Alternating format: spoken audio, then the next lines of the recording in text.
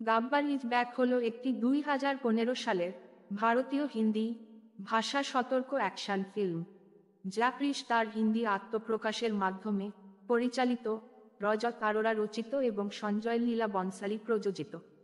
ছবিটিতে অক্ষয় কুমার এবং শ্রুতি হাসানের সাথে কারিনা কাপুর খান এবং চিত্রাঙ্গদা সিং একটি বিশেষ চরিত্রে অভিনয় করেছেন। 2-3 দ্বারা পরিচালিত। ক্রিশ জাবরলামুদি লিখেছেন রজত আরোরা, দ্বারা গল্প আর মুরুগাদস উপর ভিত্তি করে। রামানা 2002 আর মুরুগাদস দ্বারা উৎপাদিত। Sanjay Leela Bhansali, Viacom 18 motion pictures. অভিনয় অক্ষয় কুমার, শ্রুতি হাসান। সিনেমাটোগ্রাফি নীরব শাহ, দ্বারা সম্পাদিত।